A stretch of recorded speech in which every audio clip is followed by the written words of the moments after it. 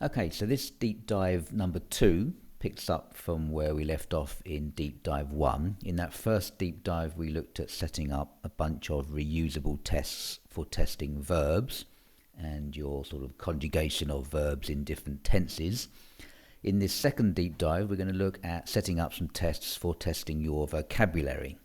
So I'm going to create four different kinds of test. The first one will be testing words from a closed list of 50 common nouns.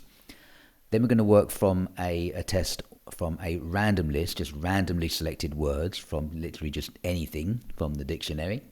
Then we're going to have a test on a particular category, and we will provide that category. So in this case, it will be human body, but we'll set the test up so that you can just basically plug in whatever category you want to test your vocabulary on. And then finally, the fourth test will be a supplied list. So we can give it a list of nouns that we specifically want to learn and be tested on. So we're going to kick off similar sort of format to Deep Dive 1. So we're going to start fairly simple and then kind of build on the basic idea. So instruction number 1 is going to be display a list of 50 of the most common nouns in French. We'll call it list 1. Column 1 in the table is going to be the noun and its definite article, the French noun and its definite article, and column 2 is the English translation. So a nice simple instruction to get us started.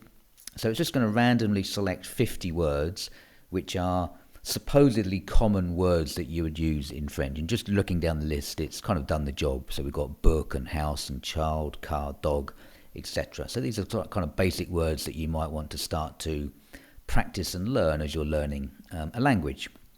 So we've got our list there. We called it list 1. So we can refer to it later on as list 1 if we want to. And then what we're going to do is create our first test. So we're going to call it test 1, 50 common nouns. And the instruction I'm giving it is randomly display the English nouns from list 1, one at a time, and I'll give you the French noun. My answers must include the correct definite article for the French noun, either le for masculine or la for feminine, or L apostrophe for any nouns that begin with a vowel. So that's a fairly basic instruction, same sort of format as we had in Deep Dive 1. So it's working okay. So test 1 is just going to test us. It'll give us English words, and we just have to give it the French equivalent with the appropriate definite article. So first example, le livre. Looks good. I think car is feminine, or is it masculine? I'm pretty sure it's masculine. Le voiture. No, it's feminine. Okay, never mind. The dog, le chien. Okay, so all looking good so far. It'd be quite nice to sort of modify this test a little bit, give us a bit of a running score, see how we're getting on. So the next instruction is just display a running score after each time I give you an answer. So at the moment, I think I'm 2 for 3. No, I'm 2 for 4, never mind. The child, where's my apostrophe? Here we are. L'enfant. All good, so 3 for 5. The house, la maison. It's feminine. I must learn my genders in French, never mind. This can be any language. I've picked French, but it can be any language at all. But you kind of get the idea. So it's just basic, but it's taking those words from that random list that it created. What also might be quite useful is trying to sort of help with the learning is to, after I've given it an answer each time, give me a sentence that has that word I've just been tested on in it. So an example sentence. So you get a bit of context going on in there as well.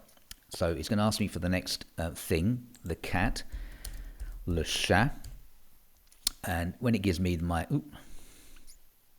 I'm sure I typed le chat. That's a bit odd, isn't it? I said le chat and it said close, but the correct answer is le chat. I said le chat. Oh, you're right, my mistake. Note the bit at the bottom. ChatGPT can make mistakes. Yeah, it certainly does. Okay, so it's worked okay. And it's given me le chat est sur le canapé. So it's given me some context there with a nice example sentence. So that's our first test. Just basically just pick 50 random, common random words. Give me the English and I'll give you the French. We can kind of build on that, and rather than stick with that 50 words, my next instruction is basically to say, okay, give us another test, call it test 2 this time, random nouns. It's exactly the same as test 1, so I don't have to give it those extra instructions. I just tell it to model this new test on test 1. But now just randomly select French nouns. So ignore list 1 and just randomly pick nouns from wherever you want to pick them. And put them into a list called list 2. So as it starts to randomly select and ask me those nouns, start building up a new list called list 2. Don't display the list, I don't want to see it. Basically just create that list as we're going along. So it's now picking up just random nouns from anywhere, not from our closed list of 50. And I still have to do the same thing. So le pomme, close, keep getting my genders wrong. The window,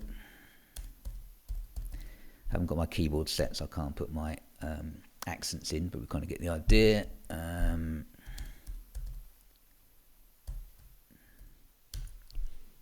Right, so that seems to be working okay. All right, so this is from a separate list. Let me get one more right. Something like that. Labra. Okay, so going well. So I've got a few wrong. What I want it to do now is give me a table of all of your questions and my answers. So this is just from test 2 rather than from the first test that we did.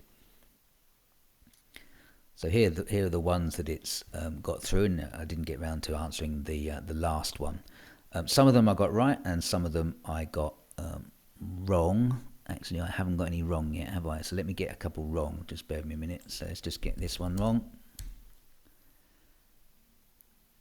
And let's just get this one wrong. So do I want to carry on? Yes, I want to carry on. Right. So the flower. Just get it something madly wrong. All right. So give us that table again.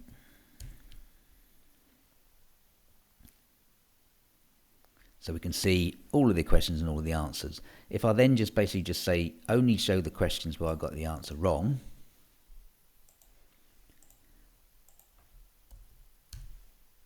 then I can start to build up my sort of learning, testing basis by looking at the things that I'm getting wrong rather than I'm getting right. So I've got a gender wrong there and I've got the things completely wrong there. What I can do is I can now say, continue with this test, but only the failed questions in table 1. All right, so rather than sort of carrying on with new words, I can basically go back and it'll then test me on the ones that I got wrong. So you can kind of build up this list of words that you're learning and then just keep relearning or retesting yourself on the ones that you're getting wrong. So it's quite flexible that you can kind of do that kind of thing again. Okay, the next kind of test, test 3, is rather than it going random, what we can do is get it to test us on a particular category of words. So I'm saying create a test called test 3 category. It's the same as test 1, so same kind of format, French into English into French, but now just randomly select French nouns that are related to a subject that I will give you. So this is an open sort of instruction that when I issue it, it will ask me what category of words it wants me to be tested on. And as it does that, it'll then add those new words into a new list called list 3. Okay, so this is quite a flexible thing where you want to sort of test yourself on varying categories. Maybe you're trying to learn 10 groups of words and you want to kind of focus on a particular group at any given time. So it gets the gist and it basically says, okay, tell me what category it is that you want me to test on. So we'll just randomly do this one on human body.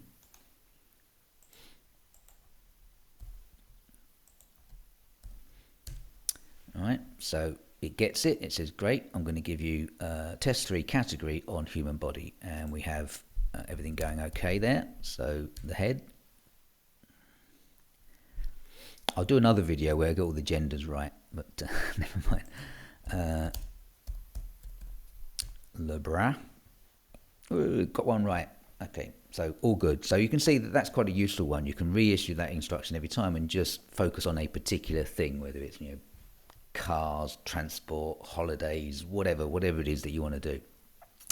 In a similar vein, test 4 is basically going on a supplied list. So it's a kind of the same sort of thing, same kind of test, but this time what I'm saying is I'm going to give you a list of nouns that I want to learn. So maybe my teacher has given me a bunch of vocabulary that I want to learn, and I can just put that into a text file, and I can get it to test me on those words. So again, it says, okay, fine, yeah, I'm ready to do the test. Give me the words you want to test on. So I'll just pick some random words here that I can put in.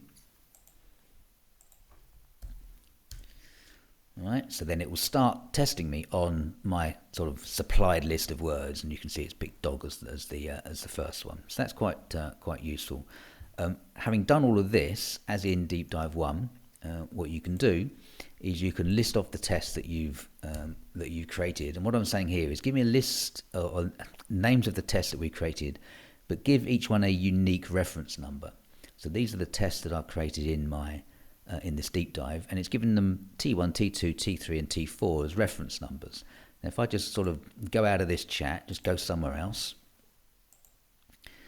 come back into my chat that we're in, that we've been using for the deep dive.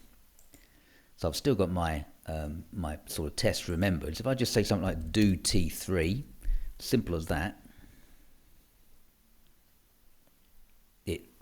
that's all I needed to do to say, okay, let's carry on with test 3. So you can literally create loads and loads of tests, can them the way that you want them to have them created, give them a unique reference number, and you can just keep coming in and out of here whenever you want and continuing with those tests. You can either pick up from where you were, or you can say restart, reboot, and just start that test from the very beginning.